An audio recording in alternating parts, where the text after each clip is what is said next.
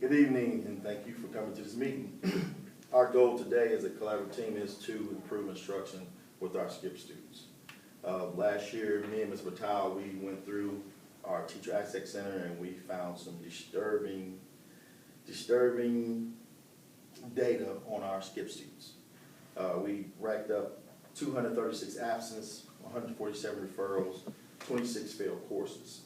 In our overall school suspension, we had 77 days, and our students in our SCIP program or in our super subgroup ranked up 81% of suspensions. The referrals led to the suspensions led to absences, and the absences led to the failed courses. So, Mr. Drenneman, you've been meeting with the administrative team. What's our goal? What are they looking for to see for the upcoming year, I think for this school year, one of the big things they're gonna be looking at is student engagement. So when they walk through classrooms, whether it be like a special ed classroom or a regular ed classroom, they're gonna be looking at, are the students engaged? Are they on task? Are they listening to the teacher? Are they following directions? And they'll do their little iPad form on their walkthrough, and teachers will get feedback on that, but I think we certainly can take a good look at what can we do for students to be engaged, because we all know that's gonna improve their overall outcome and education. So students can't be engaged if they're not in the classroom. Right, absolutely. Okay, so what are some drastic reasons that students shouldn't be in the classroom? What are some reasons that That they should be. they shouldn't be, that they have to be removed from the classroom? Physical aggression, major physical aggression. Right. Definitely. And we know that if students are at a point where they're at harm of themselves or harm of another student, then that's probably one of those incidences when we need to probably remove them from that setting. I would say extreme disrespect to another student or a teacher.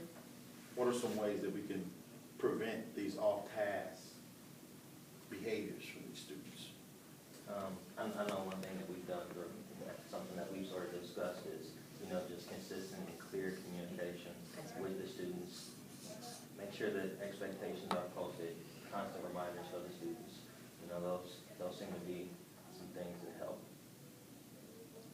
But making sure that they know, I guess, that in a timely manner or whatever, that they know right at the minute what they should be doing, because they seem to get off task pretty easily. Occupying their time, they say that the best behavior plan is a good full lesson plan, so just making sure that we engage them in the curriculum from the start of the class to the finish of the class. I think a lot of times probably when I'm in classrooms, some of the disengagement I would see would be when kids have their phones out. So I know like when I've been in Devin's class before, he takes that and he flips it around, so he's using that phone to his advantage or to the student's advantage. So how can we take some of those, what we could see as weaknesses, and use them to the student's strengths too? So our number one goal is to keep the students in the classroom or keep them in the school setting as much as possible.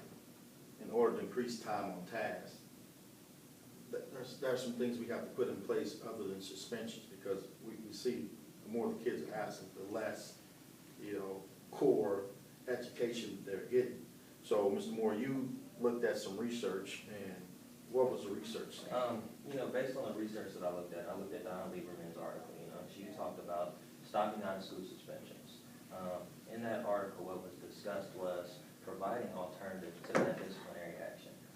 We want to get to a point where we can intervene and use those interventions as tools and strategies to assist students develop autonomy and develop those skills to be able to handle situations. During that article, it also discussed, as we provide those students with those skills and with those tools, we reduce the amount of incidences in the classroom in the setting that they're having a problem. Schools typically have gotten to a zero tolerance policy, and that policy, what it's doing is it's starting to push a lot of our at-risk students into a community without the strategies. And without those strategies, what it's doing is pushing them more so into the criminal pipeline that we continue to discuss in school settings. So with that being said, do we agree that some type of protocol or intervention needs to be put in place instead of suspending the student? We need to have some type of protocol that would keep the students in class so we can improve the instruction, because we all agree that if there's no students in class, there's no way we can improve the instruction. Absolutely. So as I told you before, I have a set amount of questions I want to ask you, and we just go back and forth. And that. So with the collaborative team, is this your first collaborative team experience? I have been involved in collaborative teams. I'm a part of the student support team here in school, which is sort of addressing our school response to intervention process. I'm also a part of the QP Incentive program, which talks about what kind of things we can do to get students more acclimated and more involved in being active learners within the classroom. So actually, our collaborative team was something similar to some things you were already doing. Like I said, when we met as a group, we all were compassionate about the same thing. You know, how do we improve instruction? You know, everybody was experiencing absent students and not being able to teach a fulfilling lesson to the less amount of students. There was not enough number of students, and then going back to reteach the same lesson because students are absent due to referrals and behaviors, different behaviors. Absolutely. As we met, do you feel like you had a voice on our team?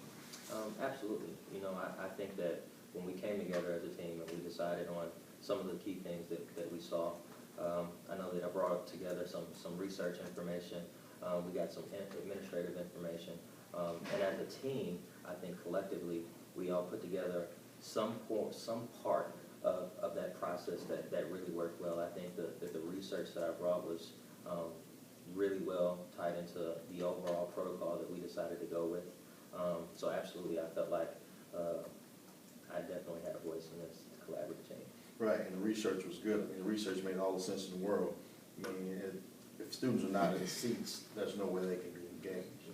And it talked about, out-of-school suspension feeding to the basically jail system's pipeline. If the students are not in school, that means they're wandering, running the streets and doing things that they should not be doing. Okay. So the need for alternatives is needed here, so we can increase school improvement. Absolutely. I think that the process that we as a team decided to go with really addressed that whole school to prison pipeline deal. We had several students who benefited from the protocol that we put in place, and I think that as we continue to grow with this process and with this protocol and with the clarity that we communicate with each other as well as the students, I think we're heading in the right direction to getting these students engaged academically and socially. And overall, how was your overall experience working with the collaborative team? I mean, what was the experience like? You know, overall, I say that it was really positive. You know, we initially started off, we had some ups and downs in terms of what process should I, what steps should I take now? What should I do?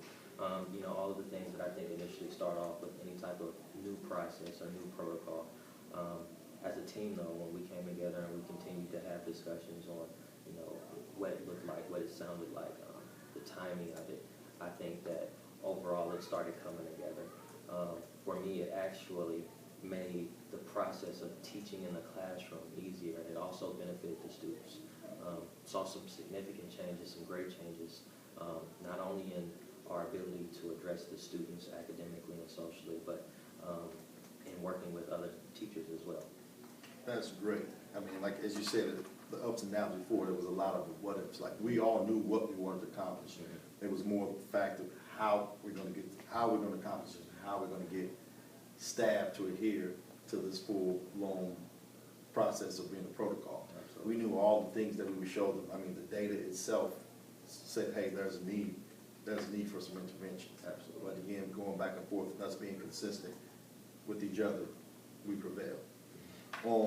How did you feel about your involvement in the team? I mean, you know, tell me from, you know, beginning to end, just the involvement piece. You know, I really felt like involvement-wise, I was involved throughout the process. I think that my involvement and the part that makes me happy about my process and the part that I had within that process was just to actually seeing the students academically and socially improve. You know, the idea behind this was trying to get our students to improve academically and improve their engagement socially, and I think that happened. One thing that I would definitely go to, and you know, I just look back and I reflect on some of these scores that I got. You know, we had several students who went through this process, who, as we continue to go along and as we continue continue to develop the process, really improved academically. Not only academically, but you can see a significant drop in referrals. You can see a significant drop in students not being out of the classroom. So overall, I felt like, my involvement was one of pretty much importance, and I really enjoyed having all of the team members that we had involved as well.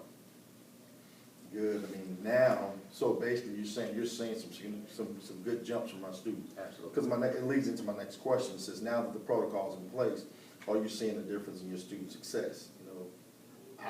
You saying yes, but it's all about consistency. I mean, I see the plan has been consistent, and students are well aware of the process, so that's kind of making it smooth transition. So you are seeing the success in your students. Yeah, absolutely. I think that the students understand the process.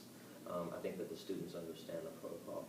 And as the students continue to understand the protocol, and the staff that we have all involved within this process understand the protocol, it's making that communication easier for us.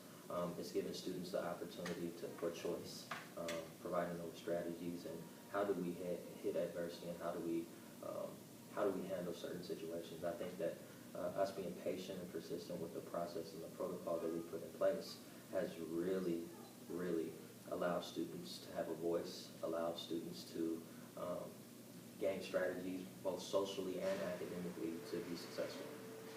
That's great. So you basically keeping students in the classroom. You're saying keeping students in the classroom. Number one, students understand the protocol, staff understands the protocol, and the consistency piece is making students, giving students the opportunity to feel wanted. Absolutely. That's a lot of students have expressed before that they felt like the staff or the teacher did not like them. They're feeling wanted. They understand that they have choices, and those, advocate for themselves, saying, hey, I'm not feeling good today. I don't think it's going to happen. Instead of blowing up, getting that referral or getting suspended, they're saying, hey, may I go see Mr. Knight? Or vice versa. I like the way you stay in contact with me all the time. You'll call me, and I'll come by the classroom, and nobody knows what's going on. You continue to teach. I'll stop by, peek in on the kid, tap him on the shoulder, make sure he's following along, and before you know it, I'm out of the classroom, and the kid's back engaged. So they know that we're constantly going to have this ongoing conversation about what's taking place in that classroom. So I like the fact that you do adhere to the protocol, and you are 100% for your students.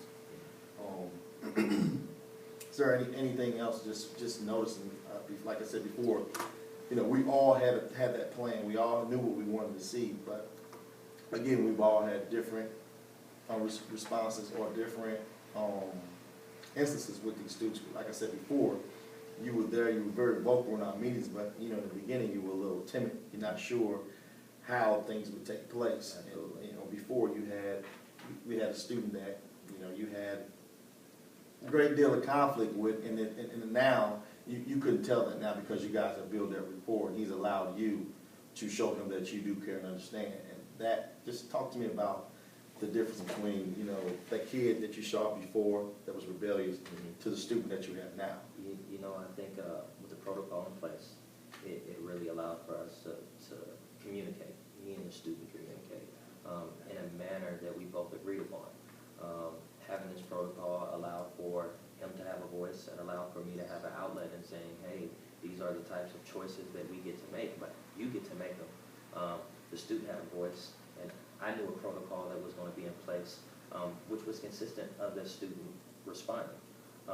When the student started feeling like I was on board and started feeling like he could communicate with me some of these things, I saw a tremendous change. Initially, as things developed, the student have outbursts, could potentially walk out of the class. As he got into the protocol, and as we both continued to communicate what this protocol looked like, it transitioned to sometimes he comes in the classroom wanting to do additional work. When he feels frustrated, he can say, hey, I'm really getting frustrated about this. He refers back to the protocol. I refer back to the protocol. We do our conferencing. We have conferencing moments.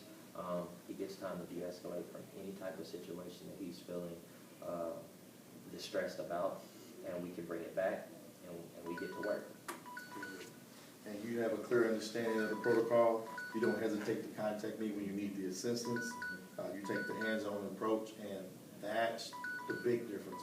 I've seen that